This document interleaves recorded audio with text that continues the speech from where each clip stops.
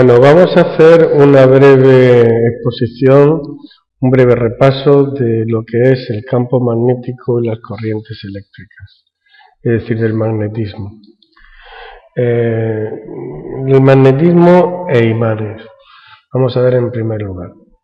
Bien, pues los fenómenos magnéticos son conocidos desde muy antiguo. Se conocía que había una serie de materiales, de cuerpos que eran atraídos por un mineral que se llamaba la magnetita. Eran atraídos pequeños trozos de hierro, etc. Y se les llamó sustancias magnéticas a todas aquellas que eran atraídas por la magnetita. Al ser acercadas a imanes, se convertían a su vez en imanes que podían ser temporales o permanentes. Las líneas de fuerza que se dibujan cuando se espolvorea virutas de hierro cerca de un imán sugiere la existencia de dos polos opuestos, norte y sur, que no pueden ir aislados. Los polos opuestos se atraen y los del mismo polo se repelen. Esa interacción que ejercen los imanes sobre los cuerpos es una interacción a distancia. Veremos que el campo magnético ejerce esa interacción sin necesidad de contacto, esa distancia. Y la Tierra actúa como un gran imán esférico y las brújulas se orientan en la dirección de los polos magnéticos terrestres. Campo magnético. Vamos a ver qué es el campo magnético. Cuando un imán lo utilizamos, pues ese imán crea en los alrededores del mismo una perturbación o zona de influencia que puede visualizarse con las limaduras de hierro. Como dijimos en la transparencia anterior, no hay dipolos aislados y si rompemos un imán por la mitad, tenemos dos imanes cada uno con sus dos polos. Eso es lo que lo distingue del campo eléctrico o campo gravitatorio, que en realidad eran creados por un único protagonista, la carga que generaba el campo eléctrico y la masa el campo gravitatorio.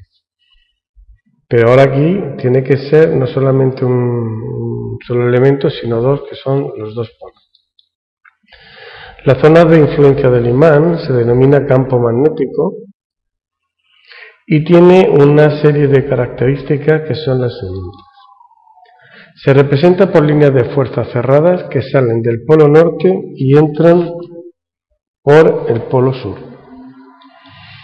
La magnitud que representa el campo magnético recibe el nombre de inducción magnética. Se representa por la letra B mayúscula en forma de vector y representa la intensidad del campo en cada punto. Este vector inducción magnética es en cada línea de campo tangente a la misma. Y también podemos decir que la intensidad con la que dos polos se atraen o se repelen varía conforme al inverso del cuadrado de la distancia. En esto sí se parece tanto al campo gravitatorio como al campo eléctrico. Bien, pues ahora vamos a ver un vídeo para que se nos quede claro todo lo que hemos estado viendo hasta ahora. Vídeo.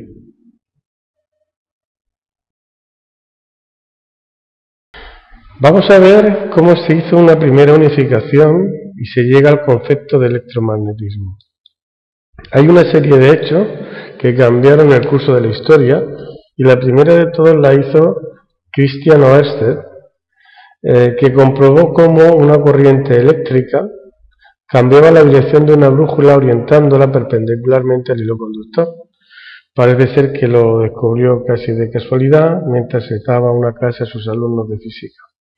Pero bien, con esto se llegó a una conclusión clara, y es que una corriente eléctrica, que son cargas en movimiento, producía un campo magnético que era el que modificaba la dirección de la aguja imantada. Posteriormente, Ampère comprueba una serie de atracciones y de repulsiones de tipo magnético entre conductores paralelos. Concretamente llegó a comprobar que según que la corriente tuviera el mismo sentido o sentido contrario, los conductores paralelos o se atraían o se repelían. Biot y Savart también formulan ya el campo magnético que genera una corriente eléctrica. Faraday y Henry comprueban que un campo magnético variable producía corriente eléctrica, lo que se conoce como inducción electromagnética, que veremos más adelante. Y Maxwell constató el efecto contrario, es decir, un campo eléctrico variable generaba un campo magnético. Bien, pues lo que tenemos ahora es también otro vídeo donde se va a ilustrar un poco todas las experiencias estas que hemos visto de Oster, de Ampère. Adelante vídeo.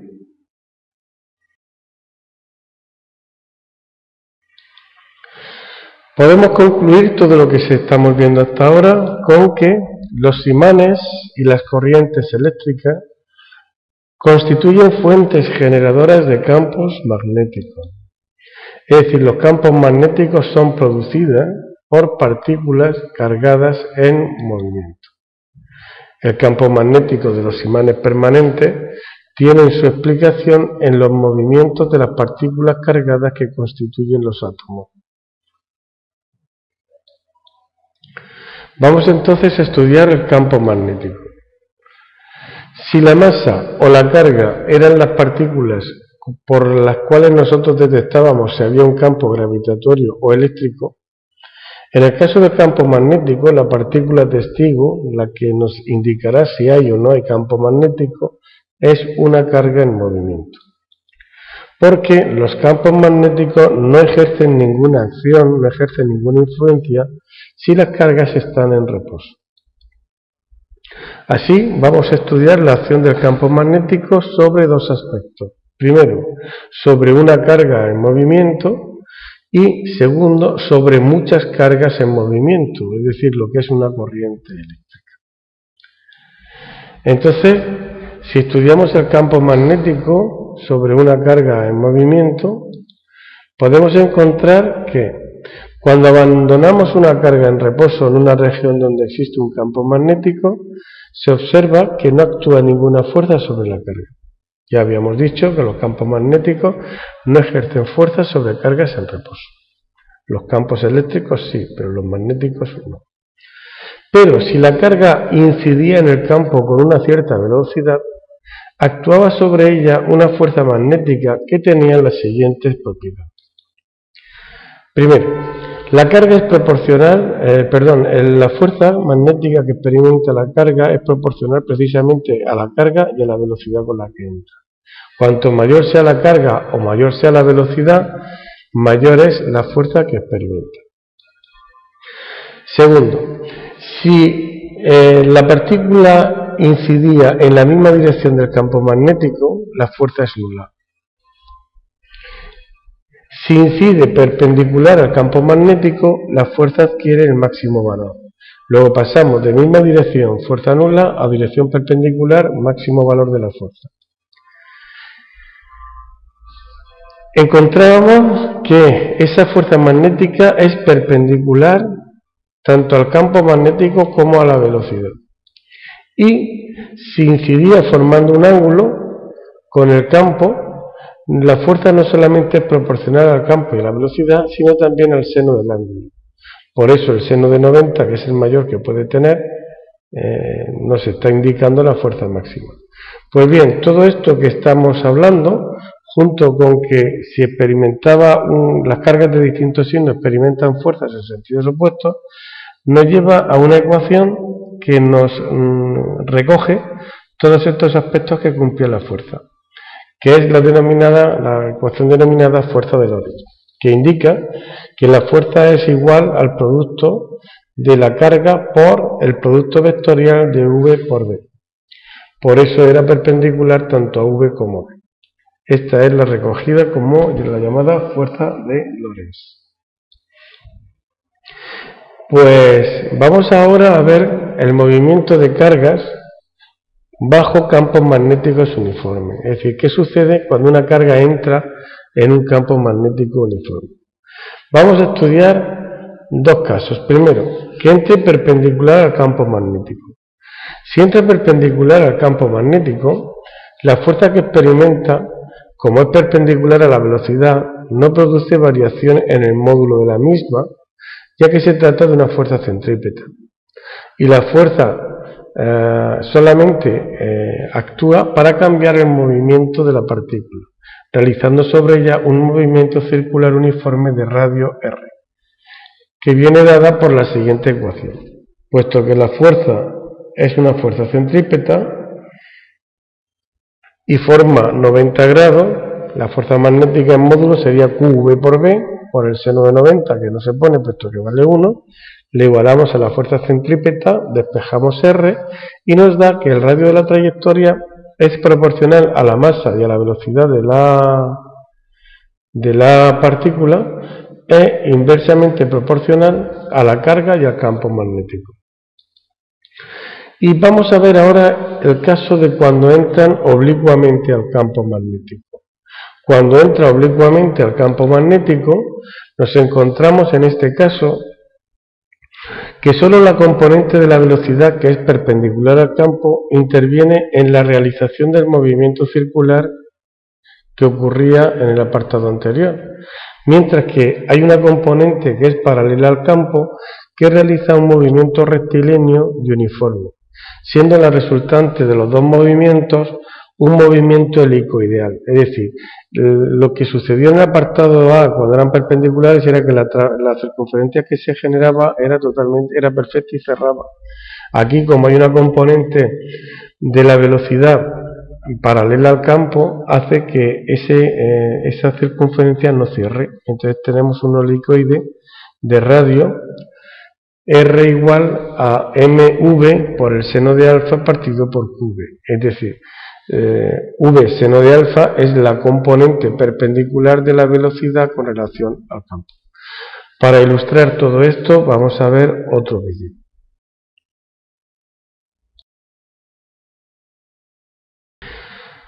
Y ahora vamos a ver cómo actúa el campo magnético sobre una corriente eléctrica.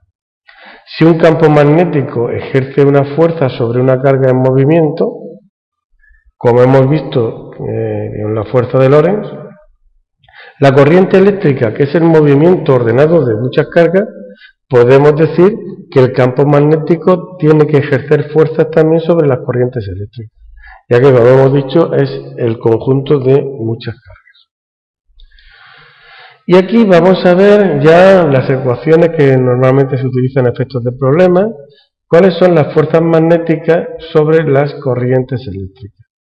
Así encontramos en primer lugar la fuerza magnética sobre un conductor rectilíneo. Nosotros tenemos un conductor rectilíneo inmerso en un campo magnético B. Bien, pues ese hilo conductor, por el hecho de estar dentro de un campo magnético, experimenta una fuerza F, que ahí tenemos su expresión, es igual a I, que es el valor de la intensidad, por el producto vectorial del vector L por el vector B. ¿Qué es el vector B? Campo magnético. ¿Qué es el vector L?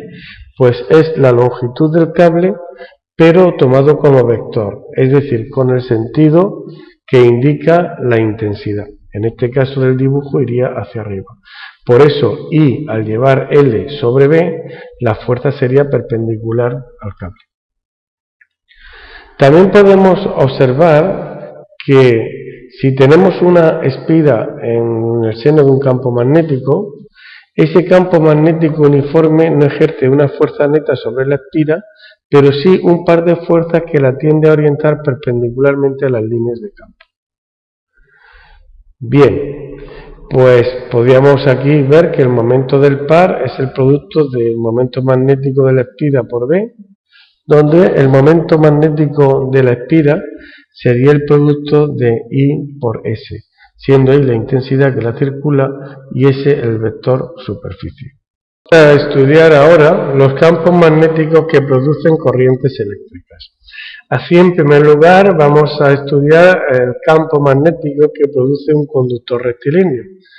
El valor es igual a la permeabilidad magnética del vacío, mu sub 0, por la intensidad que lo recorre, partido por 2πr, siendo r la distancia al cable conductor. Es un vector que, como vemos en la figura, es tangente en cada punto a una circunferencia centrada en el conductor. El sentido de B depende del sentido de la corriente según la regla de la mano derecha, que nos dice que si cogemos el cable con la mano derecha y el pulgar indicamos el sentido de la corriente, de la intensidad, los dedos nos dicen cómo serían las líneas de fuerza. En este caso, girarían en el sentido contrario a las agujas del reloj y en cada punto de esa circunferencia el vector es tangente. En todas las circunferencias concéntricas, en cada punto, el vector tiene el mismo módulo. Si nos centramos en el campo magnético que produce una espiral circular, en el centro de la misma veremos que ese valor es igual a mu sub 0 por I partido por 2R.